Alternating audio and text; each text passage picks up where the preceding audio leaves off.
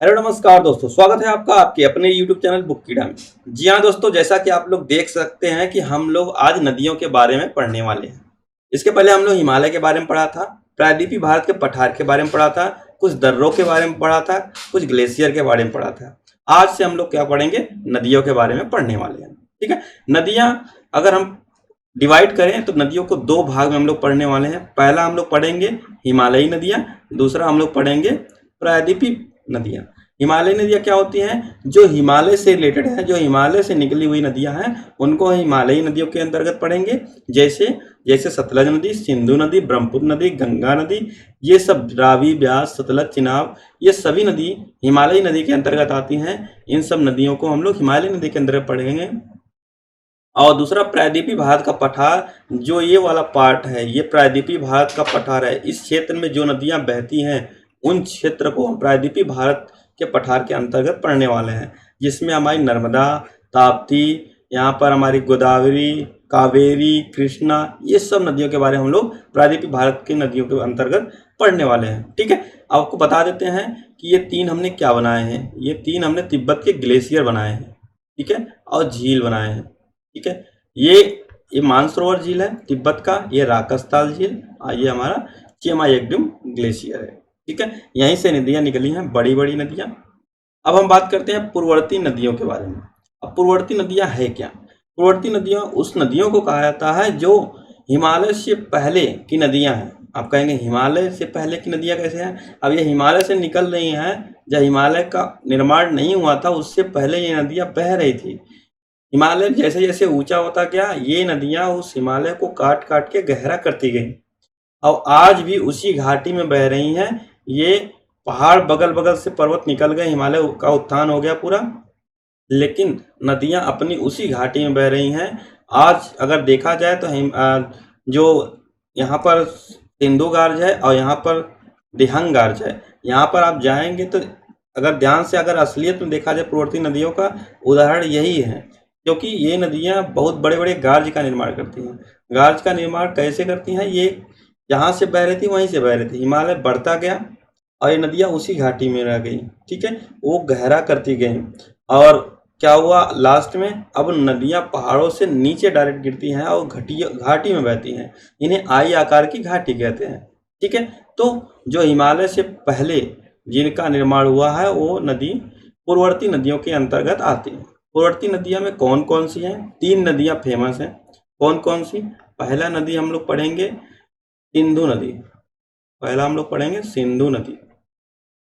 दूसरा हम लोग क्या पढ़ने वाले हैं? सतलज नदी। सतलज नदी। और तीसरा हम लोग पढ़ेंगे ब्रह्मपुत्र नदी। ब्रह्मपुत्र नदी। एक और नदी तंत्र है, एक और हिमालयी नदी है जिसको हम लोग बढ़िया से पढ़ने वाले हैं, जो फेमस है, भारत की सबसे पवित्र नदी गंगा नदी। क्या पढ़ेंगे हम लोग? गंगा नदी के बारे में भी पढ़ेंगे। इसे भी हिमालयी नदी भी कहा। ठीक है। तो दोस्तों, हम लोग अब ज़्यादा समय नहीं लेंगे, स्टार्ट करेंगे आज का ये महत्वपूर्ण सेशन। ठीक है। सबसे पहले हम लोग जान लेते हैं गार्ज। गार्ज क्या होता है और गार्ज कितने भारत में है और कौन कौन सी नदियां गार्ज का निर्माण करती हैं। ठीक है। तो आपको बता दें, जो पूर्ववर्ती नदियां हैं, जो हिमालयी नदियां हैं, जो हिमालय से पहले की नदियां हैं, वही नदियां गार्ज का निर्माण करती हैं। ये नदियां क्या हुआ? हिमालय से पहले हमने बता दिया कि ये हिमालय से पहले की नदियां हैं। ये घाटियों में बहते हैं जिन्हें आई आकार की घाटी बोलते हैं। ऐसी घाटियों को क्या बोला जाता है? आई आकार की घाटी। एकदम सीधा हो जाती है। ठीक है। आई आकार की घाटी, ये नदियां आई आकार की घाटी होती हैं। अब देखा जाए तो हमने बताया कि 3 से 4 नदियां बहती हैं। कौन कौन सी बनाती हैं गार्ज? तो जो सिंधु नदी है वो सिंधु गार्ज बनाती है। जो सिंधु नदी है वो सिंधु गार्ज का निर्माण करती है। यहाँ पर नदी के नाम लिख लेते हैं। कौन सी नदी है? सिंधु नदी है। ठीक है। कहाँ पर बनाती है? जम्मू एंड कश्मीर। जम्मू और कश्मीर के बॉर्डर पर बनाती है ये सिंधु गार्ज। और दूसरा बात करते हैं हम लोग सतलज में कौन सा गार्ज है? सतलज में कौन सा गार्ज है? शिपकिला गार्ज। कौन सा? शिपकिला। शिपकिला गार्ज। ये कौन सी नदी बनाती है? ये सतलज नदी बनाती है। ये सतलज नदी बनाती है। और ये किस राज्य में है, तो ये हिमाचल प्रदेश के बॉर्डर पर है। ठीक है, ये हिमाचल प्रदेश के बॉर्डर पर है। जैसे ही सतलज नदी हिमाचल प्रदेश में इंटर करती है, एक बहुत बड़े गाज का निर्माण करती है, उसे शिपकिला गार्ज बोलते हैं। ठीक है, और तीसरा हमारा बहुत बड़ा गार्ज कौन सा है, दिहंग गार्ज। कौन सा है, दिहंग गार्ज। दिहंग गार्ज कहाँ पे है, सबसे पहले कौन सी नदी बनाई है, तो ये ब्रह्मपुत्र नदी बनाई है। ब्रह्मपुत्र नदी बनाई। कहाँ पर बनाई है, ये अरुणाचल प्रदेश में। और इसका दिहंग नाम कैसे पड़ा, क्योंकि चाइना में इसे दिहंग के नाम से जाना जाता है। ठीक है, ब्रह्मपुत्र को चाइना में किस नाम से जाना जाता है, दिहंग नदी के नाम से जाना जाता है। हमने 3 गार्ज के नाम पढ़ लिए। ठीक है, ये ना एक अक्सर एग्जाम में पूछ लिया जाता है, इसको हमने बता दिया। ठीक है, नेक्स्ट चलते हैं। हम लोग जानते हैं जो सिंधु नदी तंत्र, सबसे पहले हम लोग जानते हैं तंत्र किसे कहते हैं। तंत्र को इंग्लिश में बोलते हैं सिस्टम। ठीक है, तंत्र को हम लोग सिंपल भाषा में बोल सकते हैं ग्रुप ऑफ रिवर। इनको क्या बोल सकते हैं हम लोग, group of river. Group of river. ये सिंधु नदी तंत्र हमने लिखा है, इसका मतलब कि ये सिंधु नदी सिर्फ नहीं पढ़ेंगे, सिंधु नदी तंत्र के अंतर्गत कई नदियां आती हैं, उनके बारे में पढ़ेंगे, जिसमें सिंधु नदी तंत्र के अंदर एक नदी है जिसका नाम है सिंधु नदी। ठीक है, सिंधु नदी तंत्र के अंदर कितनी नदियां आती हैं वो अभी हम आपको बता। तो सबसे पहले हम जान लेते हैं कि जो सिंधु नदी तंत्र है, या फिर जो 3 बड़े नदियां, सबसे पहले जान लेते हैं हम लोग कि जो 3 बड़ी बड़ी नदियां हैं कितने देश से होकर गुजरते हैं। पहला हम लोग जानेंगे सिंधु नदी के बारे में। पहला हम लोग जानेंगे सिंधु नदी कितने देश से होकर गुजरती है। तो सिंधु नदी पहले तो ये चाइना से निकलती है, और उसके बाद इंडिया में, और उसके बाद ये पाकिस्तान में चली जाती है। कितने कंट्री में हुआ, 3 कंट्री में हुआ, 1 2 3। दूसरा हमारा कौन सी नदी है, दूसरा हमारा सतलज नदी है। सतलज नदी कहाँ से निकलती है, चाइना से भी निकलती है। उसके बाद कहाँ जाती है, इंडिया में जाती है। उसके बाद ये कहाँ चली जाती है, पाकिस्तान में चली जाती है। ये भी 3 कंट्री में। पूछा जाता है कि ये नदी कितने देश में बहती है। तीसरा हमारा है कौन सा, ब्रह्मपुत्र नदी। ब्रह्मपुत्र नदी ये कहाँ से निकलता है, चाइना से निकलता है। उसके बाद कहाँ चला जाता है, इंडिया में चली जाती है नदी। उसके बाद बांग्लादेश में चली। जो गंगा नदी है, चौथा हम लोग गंगा नदी को भी पढ़ते चलते हैं साथ साथ में। ठीक है, गंगा नदी। गंगा नदी 2 देश में बहती है। ये उत्तराखंड से निकलती है, मतलब हम लोग बोल सकते हैं इंडिया, और उसके बाद बांग्लादेश में चली जाती है। ठीक है, तो गंगा नदी 2 देश में बहती है, कौन कौन, इंडिया और बांग्लादेश। ब्रह्मपुत्र 3 में, इंडिया, चाइना और बांग्लादेश। सतलज और सिंधु 3 देश में बहते हैं, मतलब सभी के सभी 3 देश में बहती हैं, सिर्फ और सिर्फ गंगा 2 देश में बहती है। ठीक है, चलो अब हम आपको बता के आ रहे थे तंत्र के बारे में, ग्रुप ऑफ रिवर। सिंधु नदी तंत्र के अंदर कितनी नदियां पढ़ेंगे हम लोग, पहला तो पढ़ेंगे हम लोग सिंधु नदी को ही पढ़ेंगे। इस तंत्र के अंतर्गत एक नदी आती है सिंधु नदी। दूसरा हम लोग पढ़ेंगे रावी नदी। ठीक है, तीसरा हम लोग पढ़ने वाले हैं ब्यास नदी। चौथा हम लोग पढ़ने वाले हैं झेलम नदी। और 5वां हम लोग क्या पढ़ेंगे, चिनाब नदी। और 6ठा हम लोग पढ़ेंगे सतलज नदी। मतलब सिंधु नदी तंत्र के अंतर्गत हम लोग 6 नदियों को पढ़ने वाले हैं। ये मोस्ट इम्पोर्टेंट है। वैसे नदियां तो बहुत हैं, ये बड़ी बड़ी नदियां हैं, और इनसे ही एग्जाम में पूछा जाता है ज़्यादा से ज़्यादा। ठीक है, तो इन 6 नदियों को हम लोग डिटेल में पढ़ने वाले हैं, तो ज़्यादा समय न लेंगे, चलते हैं नेक्स्ट स्लाइड पे। नेक्स्ट हमारा है सिंधु नदी तंत्र। सिंधु नदी तंत्र के अंतर्गत जो सिंधु नदी, हमने 6 नदी बताया ना, ये 1 2 3 4 और 5, मतलब कि 6 में से सिर्फ सिंधु नदी को निकाल दिया जाए तो झेलम, चिनाब, रावी, ब्यास, सतलज, ये 5 के 5 नदियां ही हमारा क्या कहलाती हैं, पंचनद बोला था। पंचनद में कौन कौन सी नदियां शामिल हैं? तो कौन कौन सी हैं? झेलम, चिनाब, रावी, ब्यास, सतलज। कौन कौन सी नहीं शामिल है? इसमें से 2-3 नदी दे दिया, एक नदी कहीं और बाहर का दे दिया, ये क्वेश्चन पूछा जाता है। तो हमें याद रखना है कि सिंधु नदी तंत्र के अंदर जितनी नदियां आती हैं उनसे सिर्फ सिंधु नदी निकाल दे तो ये 5 नदियां पंचनद का निर्माण करती हैं। ठीक है, अच्छा चलते हैं नेक्स्ट। सिंधु नदी तंत्र के अंदर तिब्बत से 2 नदियां निकलती हैं। कौन कौन सी नदी निकलती है? 2 नदी। पहला तो हमारा सिंधु नदी निकलती है और दूसरा हमारा क्या है? सतलज नदी है। मतलब 2 नदियों को हम लोग विदेशी रिवर बोल सकते हैं। ठीक है, विदेशी नदी बोल सकते हैं। ठीक है, क्योंकि ये दूसरे देश से निकलती है और जाके कई दूसरे देश में चली जाती हैं। लेकिन और जो 5 नदियां हैं, ये 5 नदियों का उद्गम कहाँ से होता है? इंडिया से ही होता है। और भले ही पाकिस्तान में ये चली जाती हैं लेकिन इनका उद्गम यहीं से होता है, इंडिया से ही होता है। ठीक है, तो झेलम का हम लोग सबसे पहले जान लेते हैं। बेरीनाग के समीप झेलम शेषनाग झील से निकल जाती है। ये रहा हमारा बेरीनाग।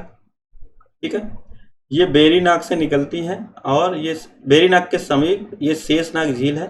यहाँ से निकलती है श्रीनगर होते हुए, ये श्रीनगर यहाँ लिख देते हैं हम, श्रीनगर होते हुए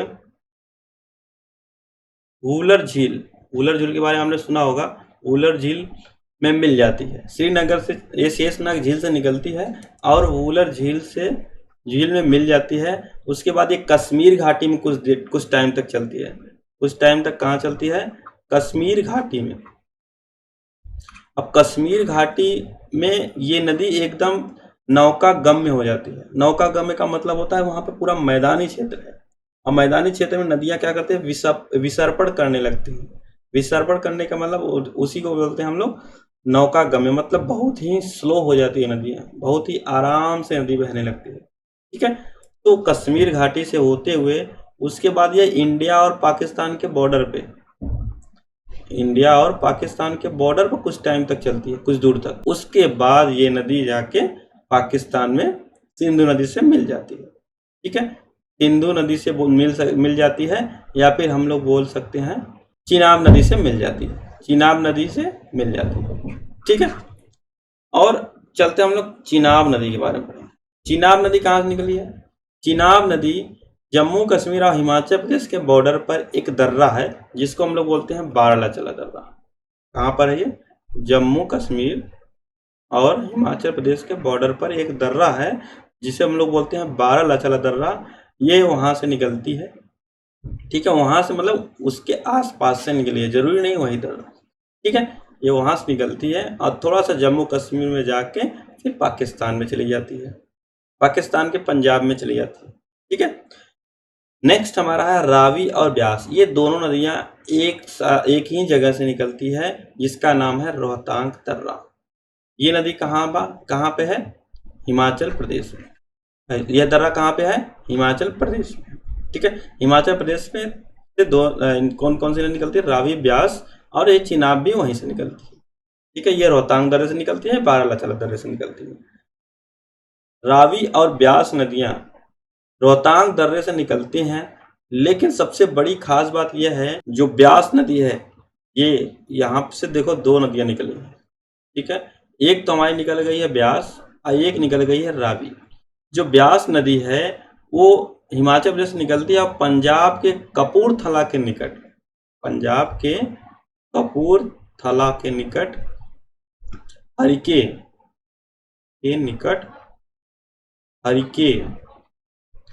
हरिके नामक स्थान पर ये किससे मिल जाती है? ये सतलज नदी जा रही है, ये सतलज नदी से मिल जाती है। यहाँ पे कपूरथला के निकट हरिके नामक स्थान पर कौन सी नदी मिल जाती है? ब्यास नदी। और रावी नदी यहीं से निकलती है, ये हिमाचल प्रदेश से पंजाब होते हुए चली जाती है पाकिस्तान में। नेक्स्ट हमारा है सतलज नदी। सतलज नदी राकसताल ग्लेशियर से निकलती है। ये रहा राकसताल। ठीक है, ये राकसताल निकल रहा है। ये कहाँ पे है? चाइना में है। राकसताल से निकलती है और यहाँ पर एक दर्रा है। कौन सा दर्रा है? ये यहाँ पर एक दर्रा गार्ज है। कौन सा गार्ज है? ये शिपकिला गार्ज होते हुए और हिमाचल प्रदेश से पंजाब होते हुए फिर पाकिस्तान में इन पांचों नदियों का जल लेकर कहाँ पे मिल जाती है? सिंधु नदी से मिल जाती है। ये पांचों नदियां सिंधु नदी से नहीं मिलती हैं, ये पांचों नदियों का जल लेकर सिंधु नदी मिलती है। सिंधु नदी से मिलती है कौन? सतलज नदी। अब हम बता दिए थे कि जब दो नदियां आपस में मिलती हैं, जिनकी गहराई ज़्यादा होती है, आगे उसी के नाम से उस नदी का नाम पड़ जाता है। तो इधर सबसे बड़ी नदी और सबसे गहरी नदी सतलज नदी थी, इसलिए जब यहाँ पर सभी नदी से मिली तो आगे जाके ये किससे मिल गई? सिंधु नदी से मिल गई। तो ये सतलज नदी सिंधु नदी से, अब फिर सिंधु का हरी हो गई सतलज से, तो आगे भी सिंधु नदी ही बोला गया। ठीक है, तो सीधा पूछा जाता है वह कौन सी नदी है जो पंचप्रयाग के पांचों नदियों को मिल लेकर सिंधु नदी से मिल जाती है? तो सतलज नदी है। सतलज नदी कहाँ से निकलती है? राकस ताल से निकलती है। सतलज नदी कौन सा गार्ज बनाती है? ये शिपकिला गार्ज बनाती है। ठीक है, इतना क्वेश्चन पूछा जाता है। नेक्स्ट चलते हम लोग। अब हम लोग पढ़ेंगे भारत की 6 सबसे लंबी नदियां। भारत की सबसे लंबी नदी कौन सी है? ब्रह्मपुत्र नदी है, जिसका लंबाई है 2900 किलोमीटर, मतलब 2900 किलोमीटर। दूसरे नंबर पे है हमारा सिंधु नदी, ये पहले नंबर पे। दूसरे नंबर पे कौन है? सिंधु नदी, जिसकी लंबाई है 2880 किलोमीटर। ठीक है। तीसरा गंगा नदी है, भारत की सबसे पवित्र नदी, 2525 किलोमीटर इसकी लंबाई है। चौथा हमारा है सतलज नदी, इसका लंबाई है 1500 किलोमीटर। और छठवां हमारा है गोदावरी, 1465 किलोमीटर पांचवा है। इसे दक्षिण भारत की सबसे लंबी नदी तो बोला जाता है, सबसे लंबी नदी बोला जाता है।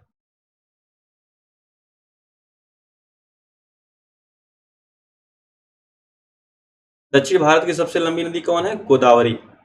इसे दक्षिण भारत की बूढ़ी गंगा भी बोला जाता है, इसे दक्षिण भारत की गंगा भी बोला जाता है। दक्षिण भारत में गोदावरी नदी को ही पवित्र मानते हैं। ठीक है, क्योंकि वहां पर गंगा नदी बहती नहीं, तो इसे ही दक्षिण भारत की गंगा बोला जाता है। यही दक्षिण भारत की सबसे लंबी नदी है। ठीक है, और इसे बूढ़ी गंगा भी बोला जाता है। नेक्स्ट हमारा छठा जो है वो यमुना नदी है, 1385 किलोमीटर इसकी लंबाई। ये एग्जाम में पूछ लिया जाता है सीक्वेंस कि भारत के 6 सबसे लंबी नदियों के नाम बताओ, ये हमने आपको बता दिया। ठीक है, नेक्स्ट चलते हैं। पंचनद के अलावा सिंधु नदी से बाएं तट पर मिलने वाली नदियां, मान लो ये सिंधु नदी थी, बह रही थी, अब इसका बायां तट कौन है? ये वाला है। ठीक है, ये बाएं तट पर छोटी छोटी नदियां आके मिल जाती हैं। वो कौन कौन सी नदियां हैं? जास्कर, सियांग, चिगार और गिलगित। ठीक है, ये 4 नदियां बाएं तट से जाके मिलती हैं किससे? ये सिंधु नदी है, सिंधु नदी से मिल जाती हैं बाएं तट से, ये ध्यान रखना है। और वैसे ही पंचनद के अलावा दाएं तट से मिलने वाली नदियों को बता देते हैं हम लोग। श्योक, काबुल, कुर्रम और गोयल। श्योक नदी हमने बताया था जब जम्मू कश्मीर में 3 पहाड़ी थी। ठीक है, काराकोरम, लद्दाख, जास्कर, ये हमने बताया था। काराकोरम और लद्दाख के बीच में एक नदी बहती थी, जिसको ही हम लोग क्या बोलते थे? श्योक नदी बोलते थे। यही श्योक नदी आके दाएं तट पे सिंधु नदी से मिलती है, इतना हमने बता दिया। ठीक है, तो ये रही आपके सिंधु नदी तंत्र के अंतर्गत जितनी नदियां थी हमने आपको बता दिया। ये ज़्यादा बड़ा लेक्चर नहीं है, लेकिन आप इसको डिटेल में देखेंगे तो आपको काफ़ी मज़ा आने वाला है और आपको काफ़ी फायदा होगा। तो दोस्तों, ऐसे ही अमेजिंग वीडियो देखने के लिए हमारे चैनल बुक्कीडा को सब्सक्राइब कर लो। और नेक्स्ट सेशन में हम लोग क्या पढ़ने वाले हैं? गंगा नदी तंत्र के बारे में पढ़ेंगे। उसके बाद हम लोग ब्रह्मपुत्र नदी तंत्र के बारे में पढ़ने वाले हैं। तो दोस्तों, मिलते हैं नेक्स्ट सेशन में। तब तक के लिए जय हिंद दोस्तों।